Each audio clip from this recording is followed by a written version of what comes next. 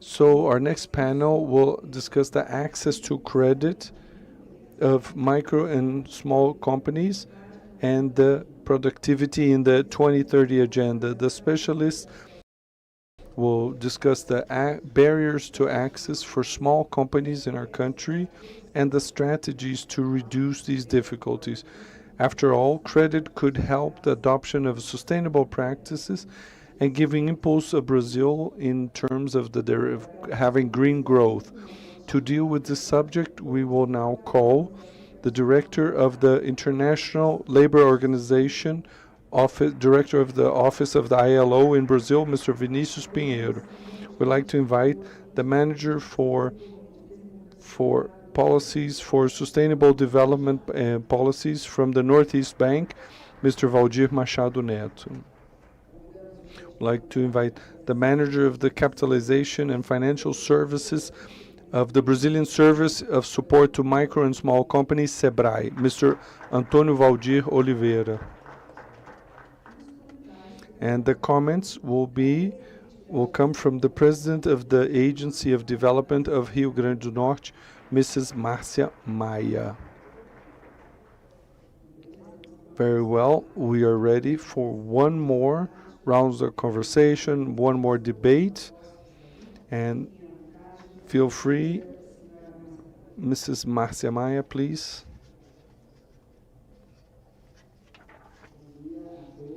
Good morning to all. It's a pleasure to be here in this 8th Development Forum promoted by ABDE, and I would like to take on the opportunity not only to thank for being invited to moderate this panel with such an important theme, but also like to congratulate the ABDE for the organization, and in the name of the President Celso Pancera and Cristiane Vinturini, that is here with all of her team of the ABDE. I like in this moment also to greet all who have here been mentioned by our ceremonial, and also to talk a little bit about our experience in the Agency for Development in the Rio Grande do Norte. I'm the president. I'm also a director of the ABDE in the Northeast region, and we have a work that is extremely important, especially in terms of gender. The first woman in the 20 so years of the agency, I was the first to occupy the presidency. So we've sought to stimulate the participation of women in entrepreneurship. So our director of operations is here. So our portfolio, active portfolio, we have almost 60% of our clients are women. And this is very important. At the front, we understand that entrepreneurship strengthens and empowers women and giving them autonomy. We have success cases from our development agency that made women, that took them from that cycle of violence and domestic violence and took them out of that. And we also created lines and specific products with segments, giving opportunities to segments that had never been helped by a development agency, like family agriculture, fishing in the Northeast, that is very strong, be it family agriculture as solidarity economy and other. So what we seek, besides being present in almost of the 160 municipalities of Rio Grande do Norte, through our partners, we notice also that this work that focuses, especially in the microcredit, that is responsible for 98% of our active portfolio, we were able to give impulse to the local economy.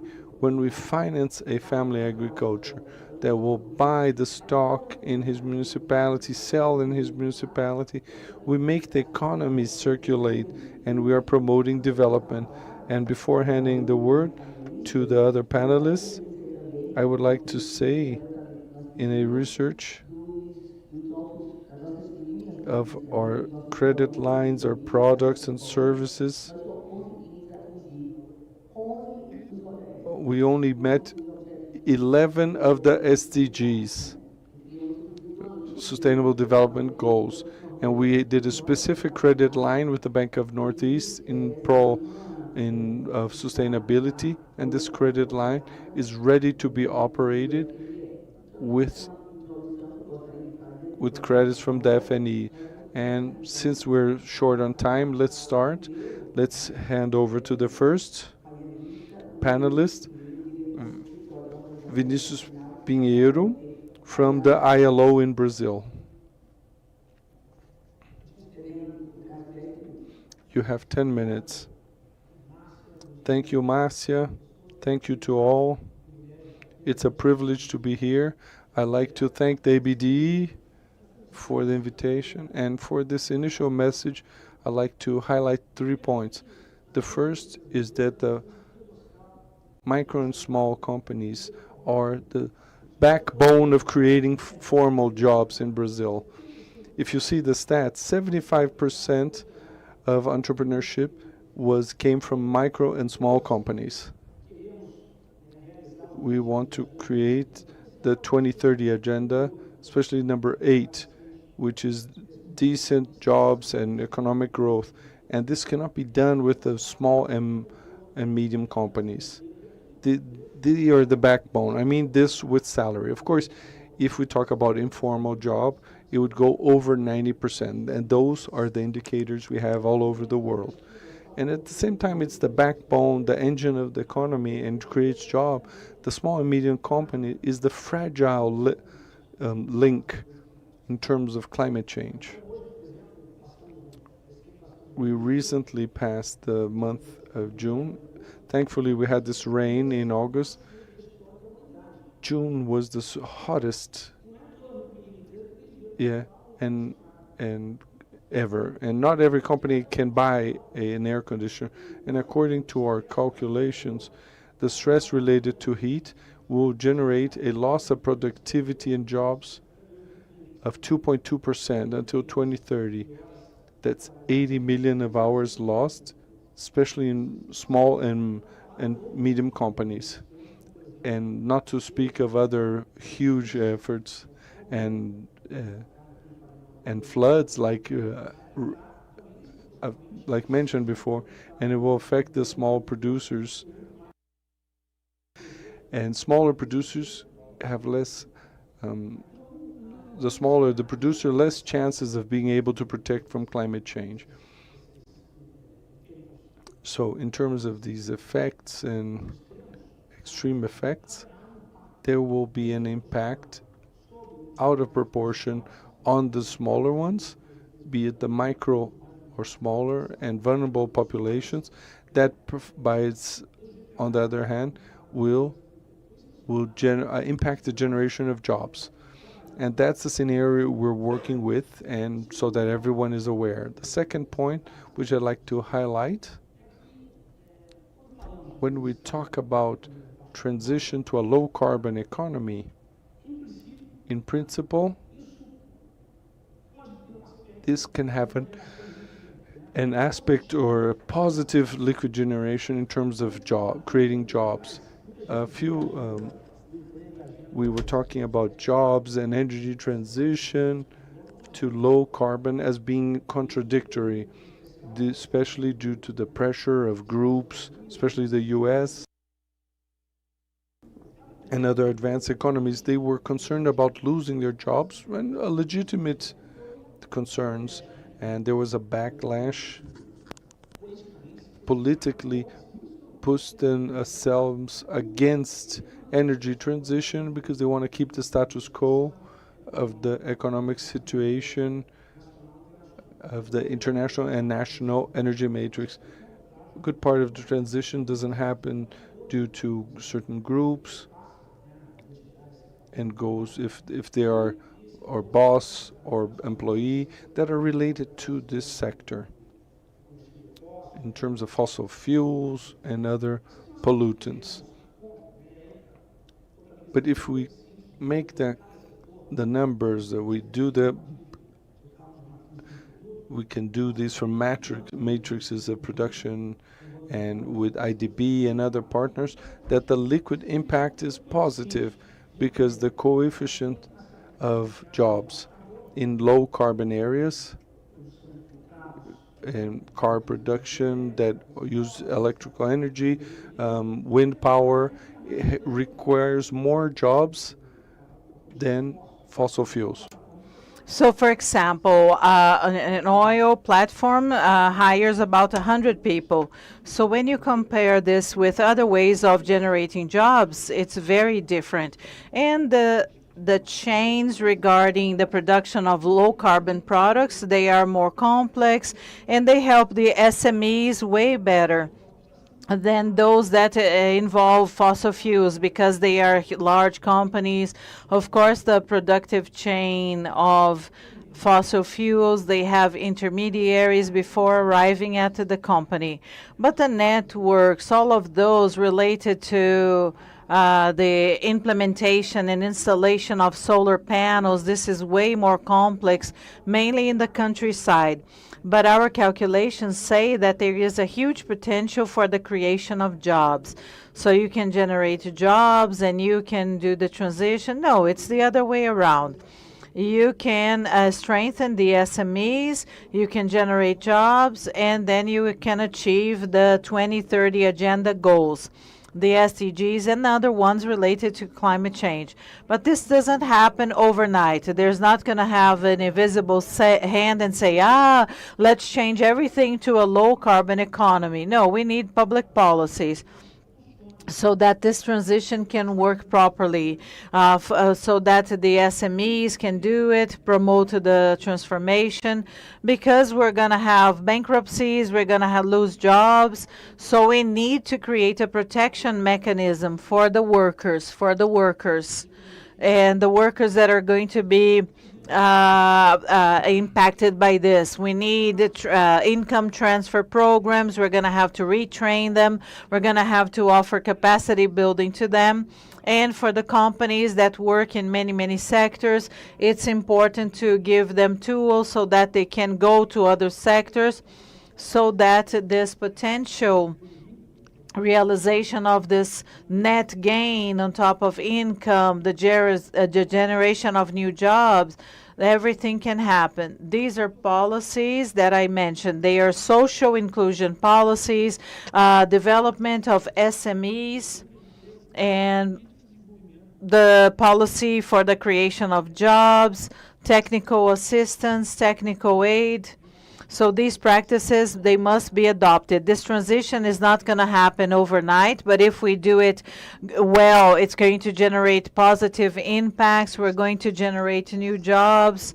And also this is going to be better for the planet. And something else that I would like to emphasize is what could these policies be? And then I can pass the floor to my colleagues. We have three types. The first one is funding. The second one is digital, and the third one is, I'm sorry, I didn't hear what he said. There is some kind of static on the audio. And so it's difficult to have an energy transformation, and it's difficult for the SMEs to have the best loan conditions. And this gets even worse in a transition scenario or in a transition world. So all of the problems that existed before transition, they are worsened during the transition.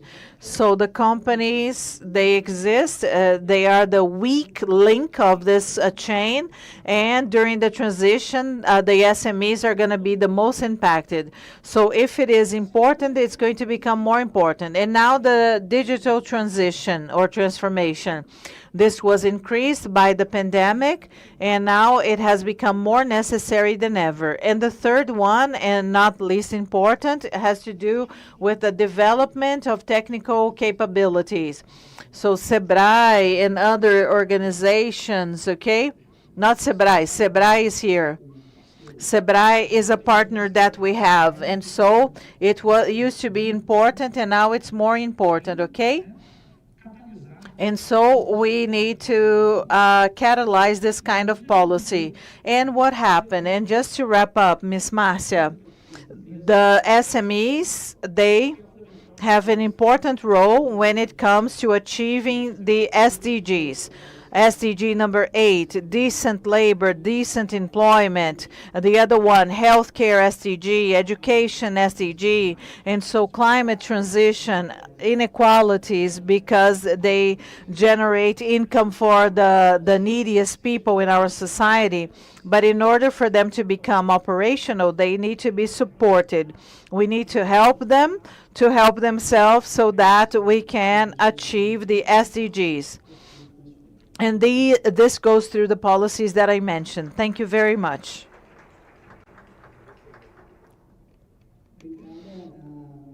Thank you very much, Mr. Milton, for all of the explanations given now.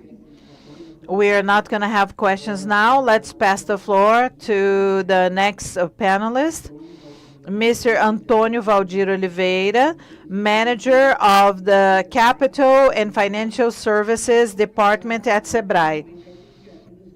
And he's going to discuss mainly the initiatives carried out by Sebrae. Sebrae is one of our major partners in Rio Grande do Norte. They are present in all of the municipalities in our state.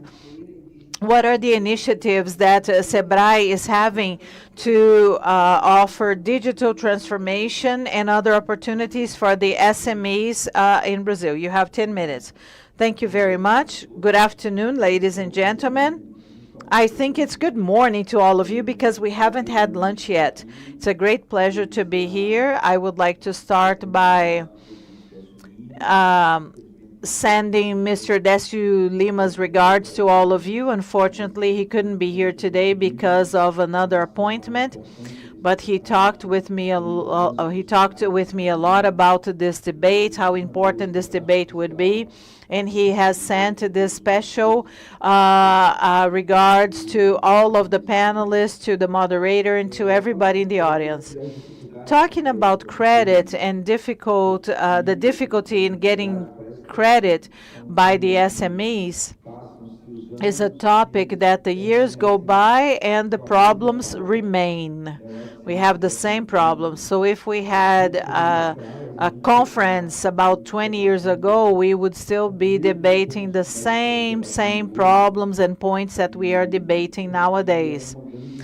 And this is a huge obstacle for this development model that we really fight to have, which is a development that generates job and disseminates and spreads out income. We're talking about individuals that represent 99%, 98% of the companies registered in Brazil. And they respond for over 50% regarding the generation of jobs. In 2021, during the pandemic, in 2021, the SMEs, they were responsible for 70% of the jobs generated during the pandemic, the most difficult moment Brazil has ever gone through. We're talking about people who answer for the jobs created in Brazil, and they have 27, 28, 29% of the GDP. And the remaining 70% is really concentrated in the hands of a few. They concentrate the wealth. We have the medium and large companies, okay? So we cannot talk about the development, distribution of income, and generation of jobs if we don't start helping the SMEs and the micro companies as well. And how can we do that?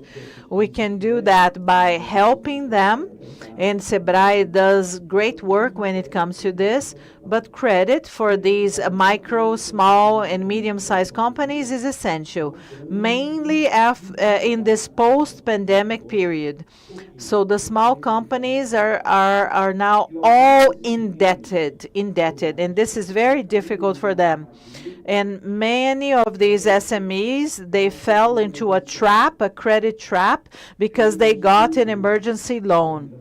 I believe that the UN carried out a study that small companies cannot survive when they have 26, 27 days without having business or doing business. So they do not have enough money without doing business, and for months and months they didn't do any business, and they got an emergency loan that started with 3.25% a year and the interest rate of 1.25, and in 1 year it went from a Selic of 13.75%. Those who got the 3.25%, they started paying 19% in interest rates, over 19% in interest rate, and that was a catastrophe for the SMEs. The small companies, it was very difficult for them to pay off their loans. So they had access to this emergency loan, and micro companies did not have access to this emergency loan. And those who earn 120,000 reais a year, 150,000 a year, and those that have 80,000%, so all the other countries in the world, they gave an emergency fund to these small companies. So we opened up the doors for these people to get credit, for the SMEs. In 2020, we were in another level, so we shared a lot of credit, mainly for the small companies, the small enterprises. But they had no conditions to work, and so they got that credit, even though they knew it was a credit. And so now we have many people who are indebted due to the PRONAMP. PRONAMP is a huge problem in this country. Credit offers two challenges for the small enterprises. First, access to credit. The second one is having a cost that is compatible to their business, because they do not have scales. They cannot scale up their operations. And so the Selic nowadays is like in high, super high. What we do to our small companies is absurd. If a Selic of 13.25% is absurd, the average interest rate for SMEs is 20 points above the Selic. Our small businesses are paying 35%, 36% interest rates a year. This is unfeasible for a business model that wants to help these small businesses. So we truly need to work better, What are the true costs of these transactions? Because I said the two main challenges are access and the costs. Access, Sebrae and the government, they have their own insuring organizations, because the banks, they have statistical models, and we cannot argue with these models. They give a condition that they can receive the credit and pay it back, or offer the credit and get it back. So the risk of these companies is based on statistical models. You cannot debate this with a large bank. So these statistical models when they set forth the risks of these credit operations, and so they can analyze the behavior, the credit threshold that they can have. But risk is essential, because then the bank can understand. The bank does not does not lend because it does not want to. And so the collateral is a big issue. The collateral is a big issue. Those that do not have collaterals to offer, real collaterals, collaterals that are going to tell the bank that, yes, you can lend this money. Yes, this credit is going to be paid back. This interferes in their model so that they can analyze the risks. Which initiative did Décio Lima give us? Which challenge did he give us? We have the FAMP, which is an approval fund, and I believe it's one of the longest funds in Brazil. It is 28 years old. It has trillions and trillions of reais in resources, and it has helped over 600,000 small companies. So 600,000 small companies got credit because via this fund we were able to help these small companies. And maybe in the following 3 years, 3.5 years, we're going to be able to triple these resources. This is what we were told to do, and we're going to work along these lines and working with banks. The Northeastern Bank approved it jointly with COFAMP, and we're going to sign an agreement in September, if I'm not mistaken. BASA has already received the authorization to do that. Its board of directors authorized them to do that. We are already working with Caixa Econômica. Banco do Brasil may start working with us in October. I believe that October the 5th is going to be the date, and we're going to sign a partnership with the Bank of Brazil. And we are negotiating with the BNDES so that we can have a huge regional fund and reach the private banks. But we can never forget the partners that are essential in this process, the cooperatives, the financial cooperatives. We are already part of the cooperative system. Our operations are mainly concentrated in the southeast and in the south regions of Brazil. We want to take this to the northeast and to the north of Brazil with these insuring funds. And this is Sebrae's strategy so that we can help the SMEs get access to credit. When it comes to the cost, we're talking about funding. It's not Sebrae's job to do that. But we truly hope that we're going to have the interest rates going down, and awareness of the people who discuss this topic to understand that SMEs do not have a profit margin to pay 35% interest rate every year. We are going to help them have access, and then we're going to create a huge problem for them because they won't be able to pay off this credit. And so we need to create a macroeconomic model in Brazil. And I joke around, if the macroeconomic models, they were a single one. So if I ask somebody to think about and place the brain in the oven and the feet in the freezer, they would be having the ideal temperature. So these macroeconomic models, they have to help us. They need to be more humane, more sociable, more social, because this is when we have to help people, rescue people, help them after the pandemic. And we have to find alternatives, because until we end up our extreme poverty, our hunger, and we still have unemployed people, we need to work hard. And to wrap up, the final challenge at Sebrae, it's not this growth only, but the market strategy. We add money, we negotiate, we expand everything, but we need to join those who get loans with our technical consultancy, capacity building, technical assistance. And what is this assisted credit? This is the moment we have to create. How how can Sebrae help beyond the collateral, beyond the access to credit? So if we use the central bank data, 1/3 of the SMEs, they have access to credit. The financial sector offers credit to 1/3 of the companies in Brazil. We at Sebrae, we also work with 1/3 of consultancies. And so we meet the demands of 1/3 of the companies that exist in Brazil. What do we need to do? We need to connect them, because not all of them that receive our consultancy, they have had access to credit. So this is our challenge, so that we can help implement this development model in Brazil. We hope that it is prosperous but also inclusive, so that we can solve this poverty problem and social problems that happened after the pandemic in Brazil. Thank you very much.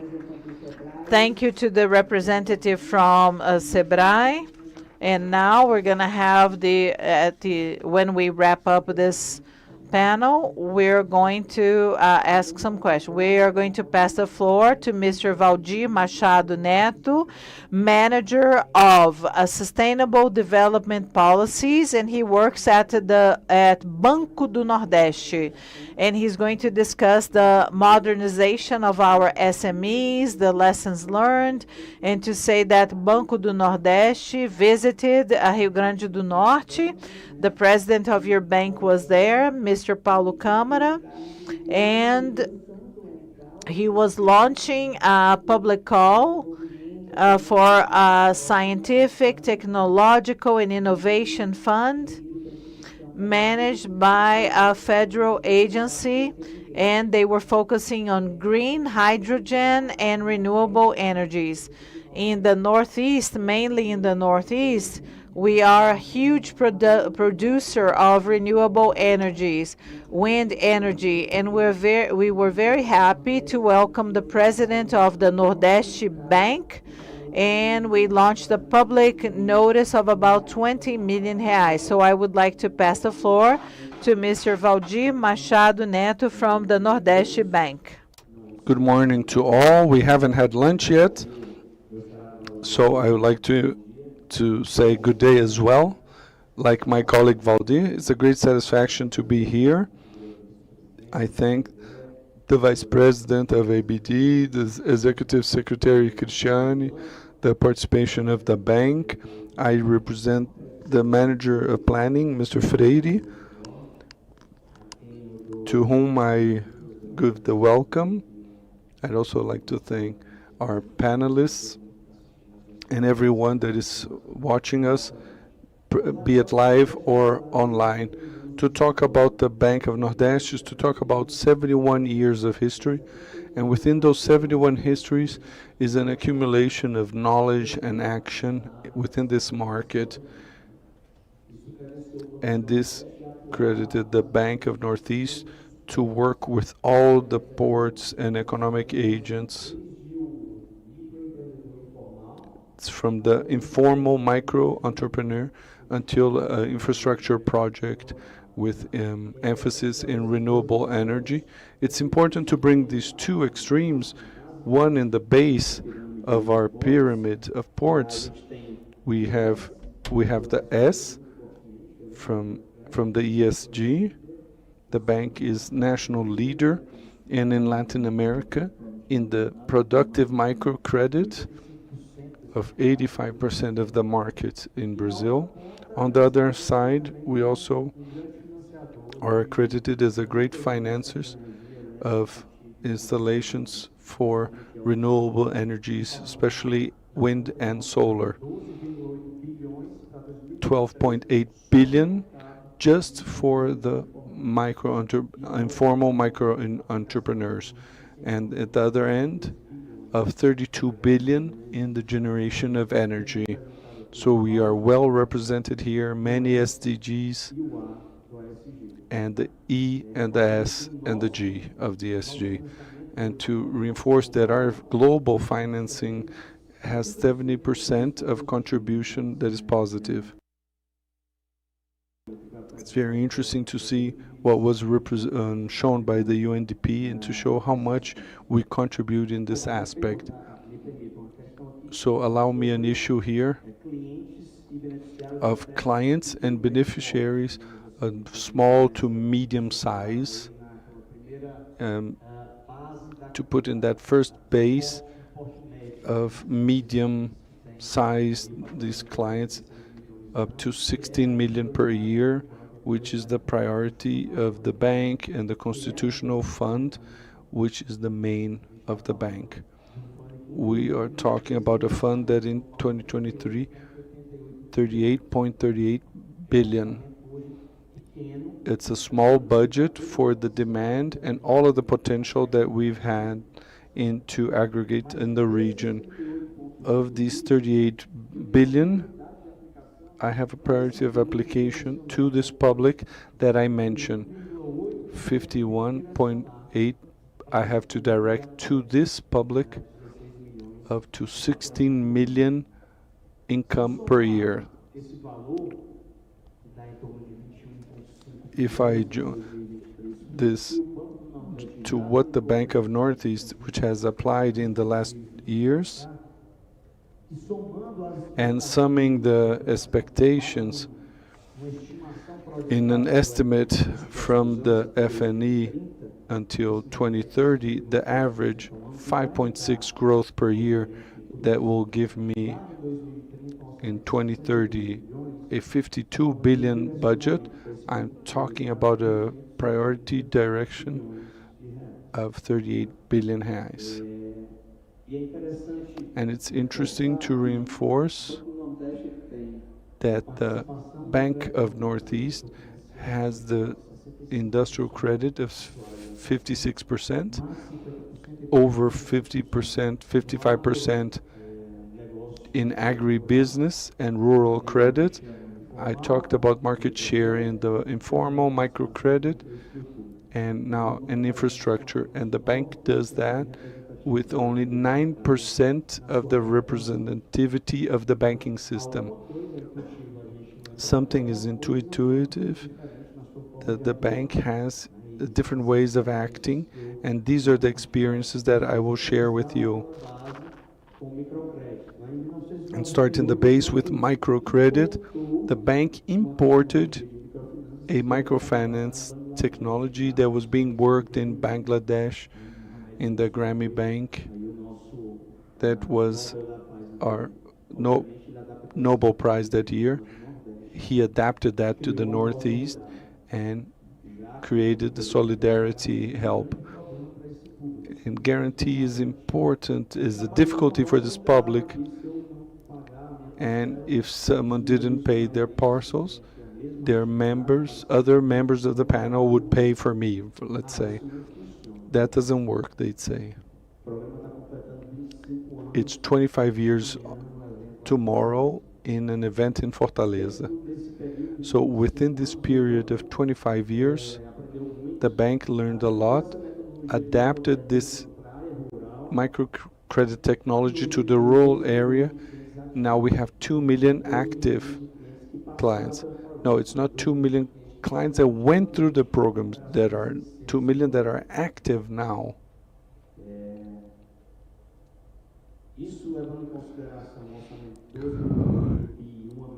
Seeing a budget of 12.8 billion and 10,000 operations daily, you can see the robustness of this program, and the cherry on top, and only 3% default historically. That's relevant. This is a technology that was adapted to the rural mean and transform the reality of the field of the rural areas. Around 500 entrepreneurs are considered of amplified growth, those that have more conditions of formalizing, and they've been working with the methodology since the beginning. So the bank created a specific area,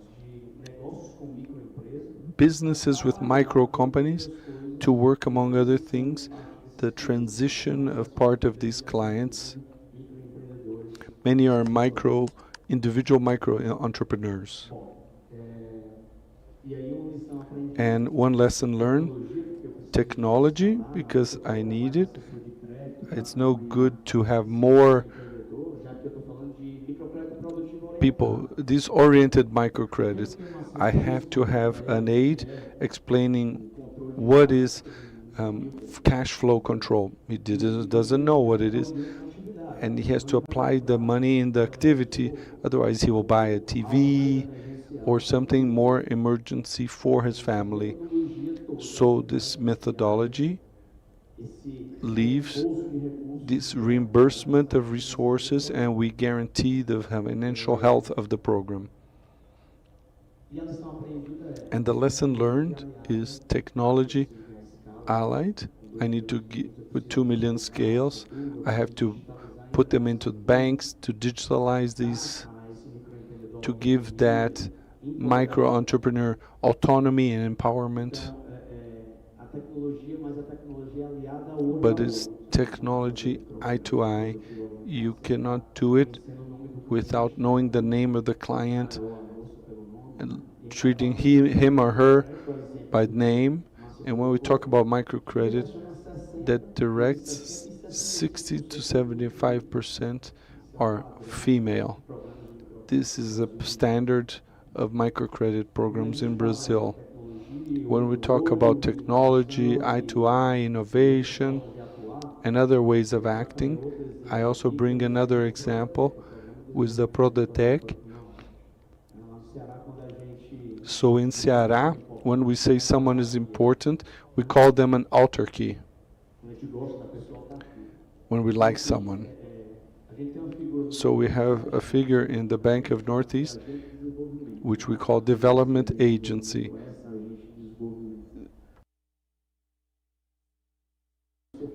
Because their role is 180 of them. Not all our employees are. This guy has to have vocation. He has to be trained for this. He works, and is not present in all branches of the bank. He operates like an advanced branch. He doesn't wait for the client to come to him. He goes to the client, to the street, to the fields, to find the client. And his main objective is to identify in the municipality, that's why it's called Territorial Development Program, and to identify in that territorial activity what is the vocation of that municipality. He has to identify what is the vocation of those activities where he is acting. And from them he developed a territorial plan with very well-defined objectives. He will explore the bottlenecks of those productive chains in which he is inserted. And from an engagement, he, besides working a conceding credit, he works as an articulator, and he tries to give incentive, giving technical assistance from maybe a big company. But sometimes the big company gets the inputs from another region, and he sees that there's a potential of developing those micro entrepreneurs to supply those inputs locally. So Broteté is another action that the bank, besides the innovation hubs, we talked a lot about innovation. In 2016-17, we saw our first hub of innovation, one in Fortaleza, one in Recife, and another in Salvador, and they work from these headquarters or poles. The innovation hub works outside the bank and inside too for dealing with bottlenecks, with work, be it in the issue of to open co-workers, especially startups, and concessions, and non-reimbursable credits. And from that we have from Fundesc, in terms of and we also had startups additions in 2021. All of this adequate to specific fundings. And Valdir, I take on your speech to finish here, that the FNE's funding has this reach because it's a funding with a different interest rate, well below that level you mentioned, which is the level. We talk about 7.9% a year for small or micro companies. It doesn't reach 11, 10, 9 max, including investment, cash flow, capital, and with micro generation of energy by photovoltaic panels. Okay, time over, and I'm available if you need anything. Thank you, Valdir. Thank you for the explanation, the experience of the Banco Nordeste, and this great microcredit program that we've followed up, and what the Northeast Bank is doing is development agencies have done in terms of stimulating those who are in the informality to go into formality. So we've been doing this work very strongly in the municipalities, going to where entrepreneurs are, and sometimes with Sebrae. Here we have a question. The question is directed to all panelists or speakers. As regards, we still have, our time is short, but we can answer what happened here and how to prepare the population for green jobs that are dignified and sustainable. This is for all speakers. I would like to hand over initially to the representative from the ILO in Brazil, Mr. Vinicius Pinheiro, in 2 minutes, to answer in 2 minutes, as preparing for the population for green jobs.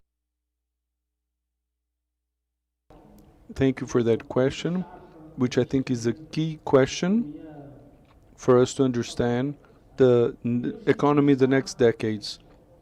First, you have to start in the school, this creating awareness in terms of green jobs, climate change, and the role of citizens in a way that's already internalized of the abilities that will be necessary to deal with the sector. We have to start at school. This goes through a restructuring of all of the curriculum. The green jobs, they work in engineering, finance. So this is transversal, goes from the medical, exact sciences. All of this has to be. If we have to deal this in a serious manner, this has to be taken on seriously, and to change the content of higher education as well. And finally, the actors that have a fundamental role are those with the technical professional education. Maybe that's a more immediate answer. All of this, from the basic education, secondary education, the same way it's being restructured to include digital literacy. It might take some time. The most easier answer goes through technical professional, where we can do the reconversion. The green jobs will be for the new generation. It will be for this generation. Someone who works in civil construction did he would build his house in a way, he will have to do it in another way, and this needs 3-4 months. The way he was building it before wasn't sustainable. Or someone in a car factory that worked gasoline powered cars, now he will have to deal with electrical car, and you have to change your industrial installations. He You'll need employees that work with these new technologies, and this requires a cost, and it can be the same employee. If there's an immediate plan for the technical professional training, those who haven't started it are delayed, and a medium to long term, and to work in schools until you get to the level of higher education. Thank you, Vinicius, who spoke here answering this question. But in fact, it was a question for all panelists, and he spoke very well that it has to go through education, training, so that we can have this awareness as regards green jobs. We are already closing this panel since we're short on time. And now let's go to the representative of Sebrae so that he can answer this question as regards the green jobs and to finish the panel. Thank you very much. So, awareness, information, training, that is the right path ahead. The instruments that we have, the credit is an instrument that in fact it's only going to help out if we are totally aware of how important it is to discuss this topic for the future generations and also for ourselves. We discuss the future, but this is already here. We must have examples given by the government, example given by civil servants, politicians, so that we can make this importance clearer to our society. And once our society has this awareness and they are able to build that, because the instruments we have, Professor Yunus, I had the opportunity in 2001. I went to Bangladesh. I stayed there for 10 days. I offered credit to villagers. And Professor Yunus said something there that was very interesting. He was not yet the Nobel Prize winner. The credit that was built in Bangladesh was the credit that had as its main objective deliver people from extreme poverty. And the credit example there was an example that was able to rescue the vulnerable people, the excluded people, the women. Because of the culture in Bangladesh, they were the excluded people. And when I got there, the prime minister was a woman. When they implemented a bank in the 1970s, the women could not even vote. And he created the bank for women. So the bank was the bank the agent that caused the transformation? No, it was only an instrument. But the awareness told its society that they should change. And here we have the same thing. We have instruments. We have important instruments to transform our country. When we see what Pronamp did, billions of reais offered as credit, so the problem is not money. It is establishing or setting up the priorities in an interesting way for our society. And if we are able to do that, we're going to be able to transform this country in a more developed country, in a country in which the environmental policies are as important as they should be. Social inclusion is part of the agenda of our people. The empathy of those who have power. So the pain that one citizen feels should be the pain that the government feels, and so that's how it's going to solve the problem. This is the evolution that we all hope to implement in our country, and credit is only one instrument. And so I would like to thank all of you once again on behalf of President or CEO Delcio Lima, a special regards to the BDE and to all of you, and to say that Sebrae is your partner, is a partner in the struggle. So with everything that I mentioned before, we have huge opportunities to help this process that Brazil is going through now. Development model that is more inclusive so that we can minimize the post-pandemic impacts. Okay, the poverty grew again because of the pandemic, the scenario that we're living through. We have we have to hug people warmly. We have to welcome people warmly. And this is what we have to do, because while we believe that there are struggles that are important for the country, but people are going through difficult problems. And so the mission nowadays is to get together, unite ourselves so that we can rescue these people and offer them a better quality of life. We have shared our model, but these models, they complement one another. We need to automate our processes. So it's important to have agents that are not only going to offer credit in our development model, but in order to expand this, we need to advance this automation. We need to learn with this digital model and to bring this digital model to our work so that we can reach more Brazilians. It's another challenge that we have in this market. Thank you very much to you and to all of you. On behalf of CEO Delcio, thank you once again.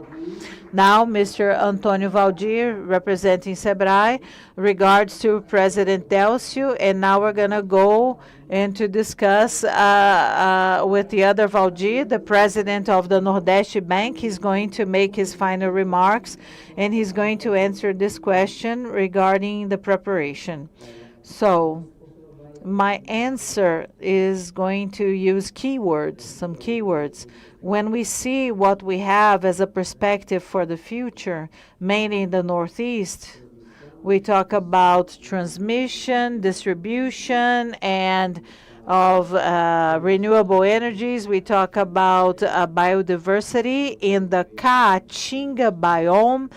Yesterday we discussed the Amazon biome, but we also have the Caatinga biome, which is similar to a desert, like the Brazilian desert or dry areas. We have green, hydrogen, neo-industrialization, and power sharing. Power sharing. And the zero grid, the production of solar energy, and all of this is going to demand us to prepare ourselves. We need workers who are going to be able to meet all of these demands. It's not only a huge project, but all of the productive chain that is going to involve everything that I have just mentioned. And if we don't have the capacity building or the training of these workers, we're going to have to import workers. So this is another opportunity. Besides the funding, economic development, this is a wonderful opportunity to generate jobs in our region. So to wrap up, I would like to thank the ABDE, to send them my regards, and I wish to all of you a great afternoon today. Thank you very much. Thank you once again. Thank you to the ABDE. We have already gone over our time. And so thank you, Sebrae. Thank you to the Nordeste Bank. Thank you to the ILO for all of your contributions. And yes, we're going to continue united. This is the feeling that we have. We're going to continue united so that we can generate more jobs, dignified jobs, sustainable jobs, so that we can reach the 2030 agenda. And I would like to tell you that the credit, as Mr. Antônio Valdir mentioned, is an instrument. An instrument. And we are having the opportunity to see that this instrument is a transformational element to transform the local realities. We're going to where the SMEs are, and we can notice the transformation of their lives, mainly in the excluded communities that have been left out from the development process. The settlements, the maroon communities, the women are leading this process. They are empowering one another. They can have their financial independence by empowering our women. This is what we are seeing, and your experience is a very important experience, the Nordeste Bank, because we have credit that is productive, guided, and it is an instrument for this transformation of our reality. Congratulations to the ABDE. Congratulations for organizing this event, and thank you for the invitation. Thank you, and I wish to all of you a wonderful afternoon.